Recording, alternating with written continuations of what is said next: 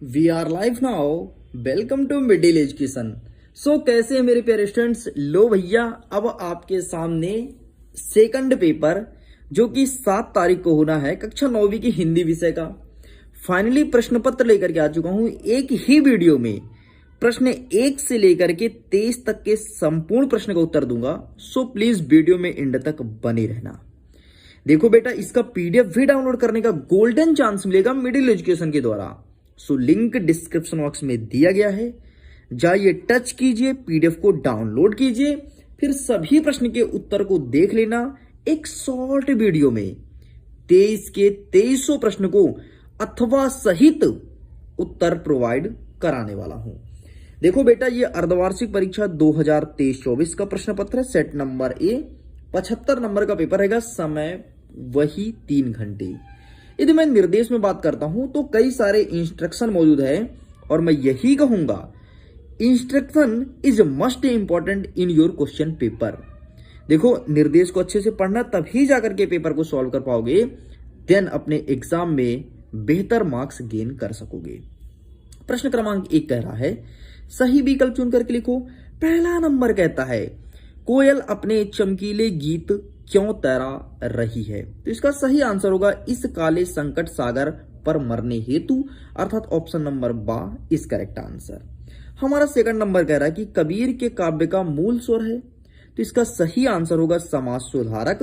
कबीर दास जी हमेशा जितनी भी कविताएं लिखी हैं, समाज सुधार को ध्यान में रखते हुए इन्होंने कविताएं लिखते थे और अपने कविता में समाज को लेकर के बात हमेशा किए हैं, इस बात को ध्यान रखना। तीसरा नंबर कहता है, रसखान जन्म लेना चाहते थे। कौन रसखान? हमारे और आपके गांव के रसखान नहीं, रसखान जी की बात कर रहा है जो कविता कहानी लिखते थे, सॉरी कविता लिखते थे, कहानी नहीं। तो रसखान कहां जन्म लेना चाहते? तो इसका सही आंसर ब्रज में, क्योंकि ऑलरेडी इनका जन्म ब्रज भूमि में था और ब्रज भूमि से इन्हें भयंकर वाला प्यार हो गया था। श्री कृष्ण के बारे में लिखते थे हमेशा रसखान दास। ठीक।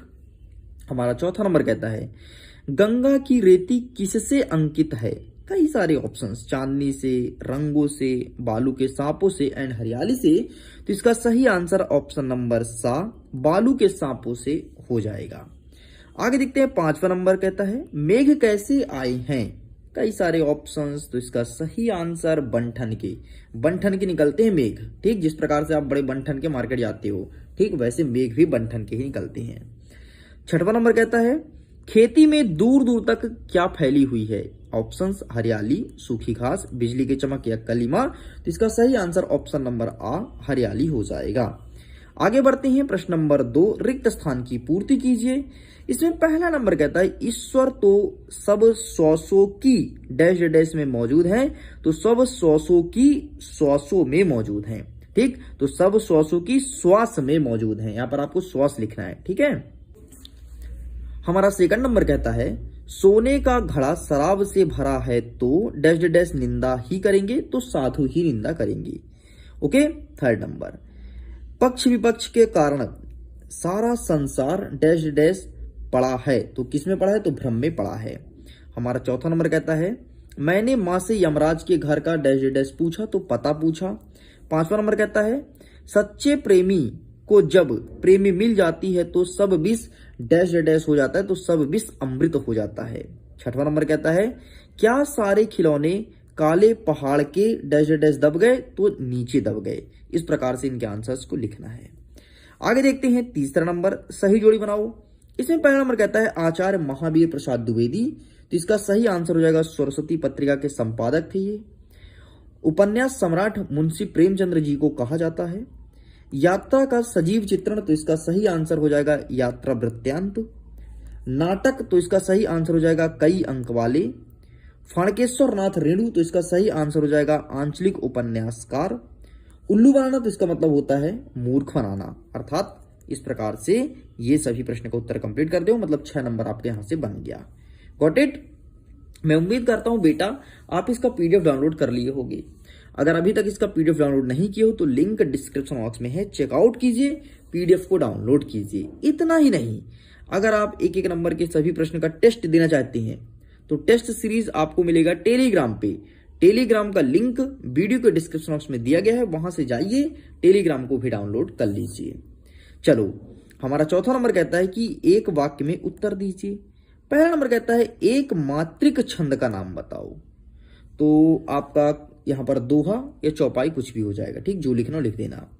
काव्य के कितने भेद होते हैं? तो काव्य के दो भेद होते हैं, दृश्य काव्य और श्रव्य काव्य। दृश्य काव्य मतलब जब देख करके आनंद की अनुभूति प्राप्त करते हैं उसे दृश्य काव्य कहते हैं, और जब कोई चीज सुन करके आनंद की अनुभूति प्राप्त करते हैं उसे श्रव्य काव्य कहते हैं। जैसे नाटक हम देखते हैं, ठीक। चलिए आगे देखते हैं तीसरा नंबर। वृंदावन कभी भी किसकी बांसुरी के जादू से खाली नहीं रहा। तो यहां पर आपको कृष्ण लिखना है। चौथा नंबर कहता है टोपी से हमेशा कीमती क्या रहा है। तो टोपी जो सर पे पहनते हो उससे ज्यादा कीमती हमेशा जूते रहे हैं। नेक्स्ट, महादेवी वर्मा ने पहली पुस्तक कौन सी पढ़ी थी? तो पंचतंत्र, जिसको लिखने वाले मुंशी प्रेमचंद्र जी थे, जिसे उन्हें उपन्यास का सम्राट भी कहा जाता है। तो महादेवी वर्मा द्वारा सबसे पहले पढ़ी गई पुस्तक पंचतंत्र थी। सर्वव्यापक पक्षी कौन है? तो कौवा। Got it. इस प्रकार से सभी कंप्लीट होते हैं। आगे देखते हैं प्रश्न नंबर 5। सत्य असत्य कथन लिखिए। पहला नंबर कहता है कि कबीर एक समाज सुधारक थे। तो बिल्कुल सत्य है। रसखान के गुरु का नाम विट्ठल दास था। तो बिल्कुल सत्य है, सॉरी असत्य है। माखनलाल चतुर्वेदी की रचना साहित्यिक देवता है। तो असत्य है। सुमित्रानंदन पंत को प्रकृति प्रेमी कहा जाता है। तो बिल्कुल सत्य है। ललद्य की रचनाएं लोक जीवन से प्रेरित नहीं है। तो ये असत्य है। निराला की रचना कुकुरमुत्ता है। तो ये सत्य है। मतलब पहला, चौथा, छठवां सत्य, बाकी सारे असत्य। Got it. चलिए आगे बढ़ते हैं। छठवां नंबर, मानसरोवर से कवि का क्या आशय है? एंड इसके अर्थ में पूछा गया कि कवि माखनलाल चतुर्वेदी को कोयल से ईर्षा क्यों था। तो आइए बेटा सभी प्रश्न के उत्तर को क्रमशः दिखाता हूं।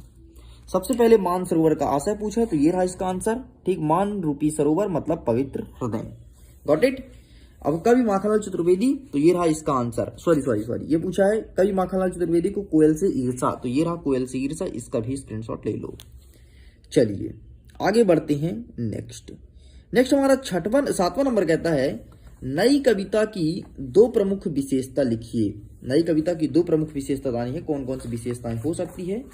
तो ये रहा इसका आंसर, इसका भी फोटो खींच लो। नई कविता की दो प्रमुख विशेषताएं, ठीक है। साइड करते हैं। अथवा कहता है कि भक्ति काल को स्वर्णयुग का काल क्यों कहा जाता है? तो ये रहा इसका आंसर।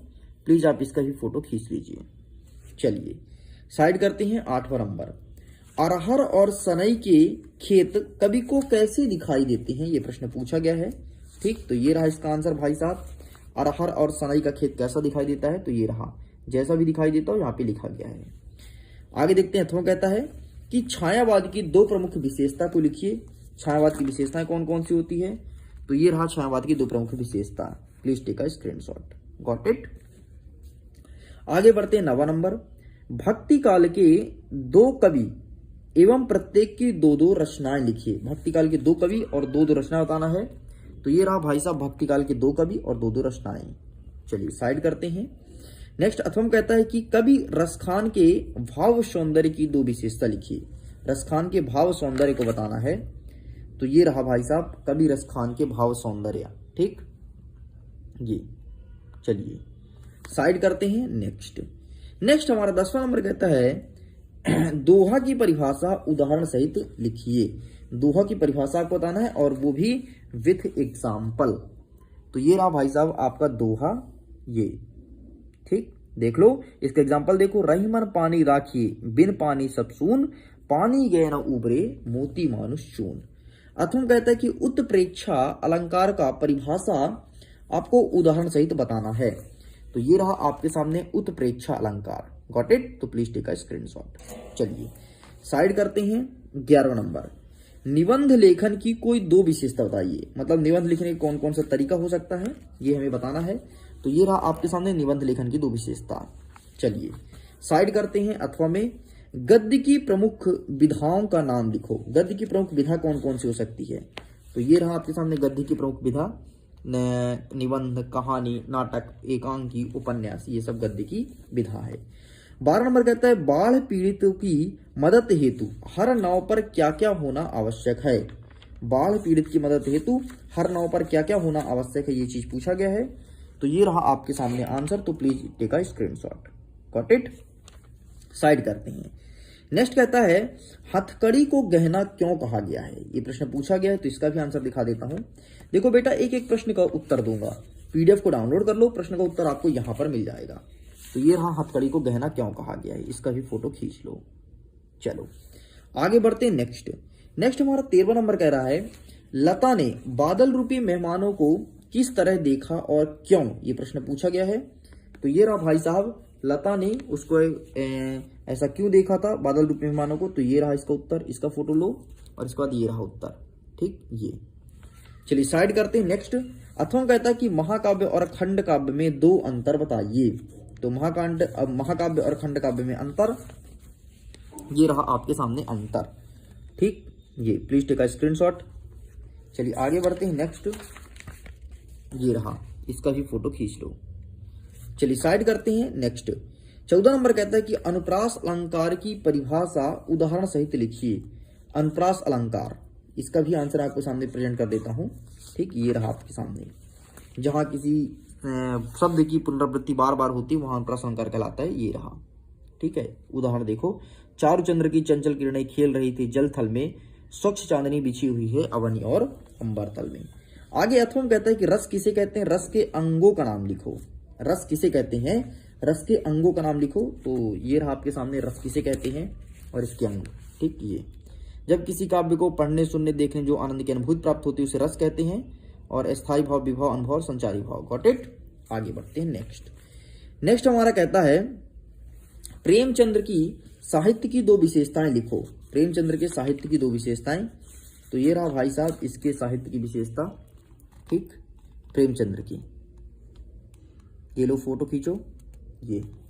ठीक है, सॉरी ऊपर वाला था बेटा, सॉरी ये था। ठीक, चलिए साइड करते हैं। नेक्स्ट कहता है एकांकी की दो विशेषता लिखिए। एकांकी की दो विशेषता हमें बतानी है।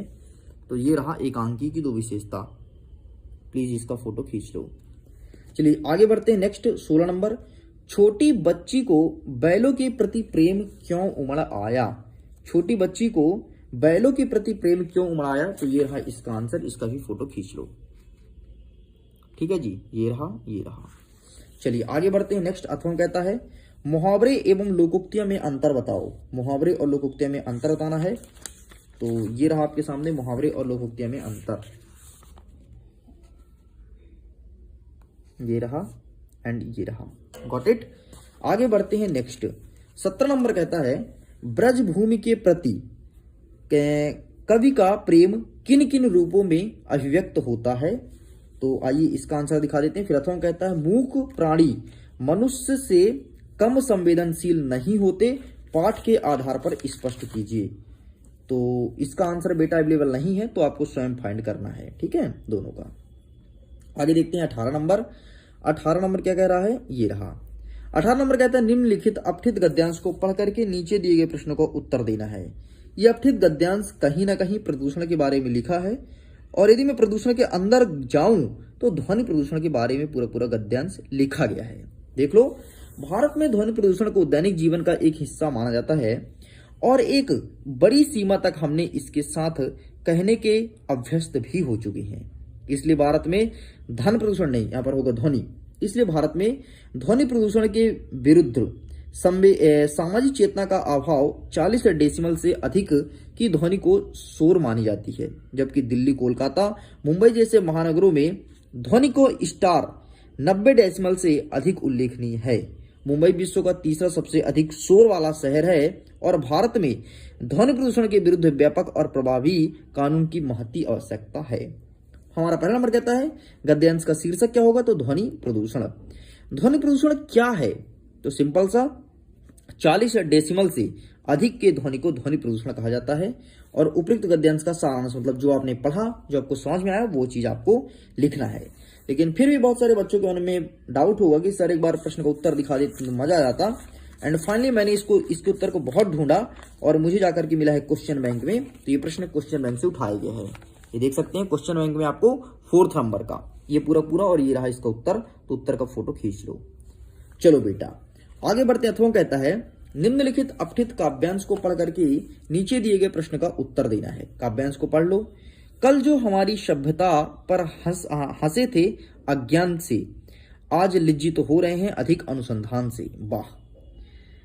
जो आज प्रेमी है हमारे भक्ति काल वही, जो आज व्यर्थ व्यक्त है अनुरुक्त काल होंगे वही। बहुत अच्छा, बहुत अच्छी बातें लिखी गई। ठीक है, तो आइए अब इसका फटाफट आंसर देख लेते हैं कि आंसर क्या लिखेंगे। अथवा में इसका आंसर ये रहा आपके सामने। ठीक, ये रहा भाई साहब, ये पहला नंबर, दूसरा और तीसरा। Please take a screenshot. चलिए आगे बढ़ते हैं। नेक्स्ट 19 नंबर कहता है निम्नलिखित काव्यांशों का संदर्भ, प्रसंग और भावार्थ बताना है। तो ये रहा आपके सामने काव्यांश दोनों। तो आइए फटाफट इनके आंसर्स को भी कवर करते हैं कि क्या होगा इसका सही उत्तर।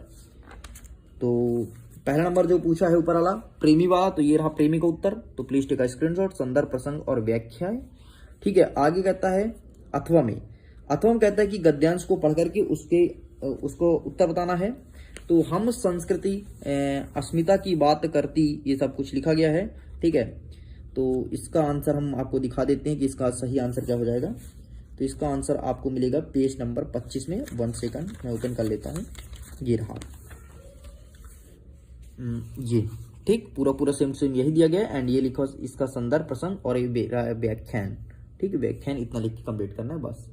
चलिए बेटा, इसका पीडीएफ भी मिल जाएगा फुल सोल्यूशन का, टेंशन मत लो। लिंक डिस्क्रिप्शन बॉक्स से जाओ, जाकर के डाउनलोड करो। ठीक, चलो आगे देख लेते हैं।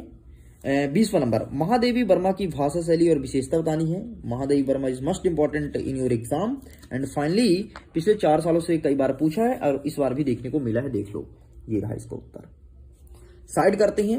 नेक्स्ट 21 नंबर कहता है किसी एक अनुच्छेद पर आपको टिप्पणी लिखना है, जैसे जीवन है पुस्तक की उपयोगिता और जल है तो कल है। तो ये सब आंसर आपके पास अवेलेबल होगा ही होगा, डेफिनेटली होगा, क्योंकि बहुत पहले से पढ़ते आ रहे हो। एंड फाइनली फिर भी तुम चाहते हो कि यार दिखा दो साहब, तो ये रहा आपके सामने आंसर। ठीक, तो प्लीज आप इसका फोटो खींच सकते हो। ठीक, ये रहा सेकंड नंबर। ठीक, एक ही लिखना है, मैं दोनों को दिखा दूं क्या? जल है तो कल अगर इसमें अवेलेबल होगा तो मैं जरूर दिखाता हूँ। एक सेकंड बेटा, हाँ ये रहा, ये भी देख लो भाई साहब, दोनों का आंसर अवेलेबल है। ठीक, इसका स्क्रीनशॉट ले लो। चलिए आगे बढ़ते हैं। 22वां नंबर, शाला त्याग प्रमाण पत्र देने हेतु विद्यालय के प्राचार्य के लिए आवेदन पत्र और छोटे भाई को कोविड-19 का प्रोटोकॉल, मतलब जो नियम है उसको फॉलो करने के लिए एक पत्र लिखना है कि बेटा कोविड-19 से बच के रहना, उसके नियम को फॉलो करना, मजाक में मत लेना, नहीं तो निपट जाओगे। तो फिर भाई घर में रोना पिटना मत करवा देना। एंड फाइनली छोटे भाई के कोविड-19 वाला देख लो। ठीक है, तो आपके छोटे भाई हो तो अब तो कोविड-19 नहीं रहा, लेकिन अगर कोई महामारी है तो उसके बारे में अवेयर जरूर करना। और यदि घर में तुम सबसे छोटे हो तो भाई मैं तुमको बता रहा हूँ कि तुम अवेयर जरूर रहना और अपनी जिंदगी को बहुत अच्छे जीना। ठीक, तो ये हो गया। अब शाला त्याग प्रमाण पत्र देख लो। ठीक है, स्कूल छोड़ने वाला भी कहानी देख लो। तो ये रहा स्कूल, अगर कोई छोड़ना चाहता है तो ये छोड़ सकते हो, इसे पढ़ लिख के। ठीक है, लिख देना स्कूल आप छोड़ देना। चलिए, तो इस प्रकार से अब हम रुख करते हैं अंतिम प्रश्न की ओर। हमारा प्रश्न क्रमांक 23 है, निम्नलिखित विषय पर आपको निबंध लिखना है, कोई एक पर, जैसे विद्यार्थी जीवन, वृक्षों का महत्व, कंप्यूटर आधुनिक युग वरदान और मेरी प्रिय पुस्तक। इन सभी का आंसर आपके पास अवेलेबल होगा। अगर नहीं है तो सिंपल सा कोई भी कक्षा का 9वीं से लेकर के 12वीं तक कोई भी कक्षा गाइड उठाना, 4 में से कोई भी एक उत्तर मिल जाएगा तो उसे अच्छे से प्रिपेयर कर लेना। बाकी पीडीएफ में इसका मैं दिखा दूंगा या फिर लिंक दे दूंगा, सॉरी पीडीएफ में मैं आंसर को अपलोड कर दूंगा, क्योंकि हमारे पास आंसर है, जैसे वृक्षों का महत्व। तो ये रहा, चलो एक मैं दिखा देता हूँ, स्क्रीनशॉट ले लो, कहाँ परेशान हो गए। ठीक, ये रहा प्रस्तावना, वृक्षों की उपयोगिता, वृक्षों का लाभ यहाँ पे छूट गया है, तो नेक्स्ट पॉइंट देखो, सॉरी नहीं छूटा है, वृक्षों से वर्षा।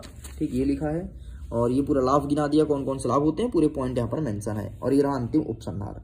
बाकी इन सब का पीडीएफ मिल जाएगा विद सॉल्यूशन, टेंशन मत लो। ओके, सो स्टूडेंट्स, वीडियो पसंद आए तो लाइक कीजिएगा, मित्रों के साथ शेयर कीजिए। मैं करना चाहता हूँ वीडियो को एंड, आपसे चाहता हूँ इजाजत। सो एग्जाम के लिए ऑल द बेस्ट, पढ़ते रहिए, मुस्कुराते रहिए, एग्जाम में टॉप करके आइएगा। Okay, bye bye.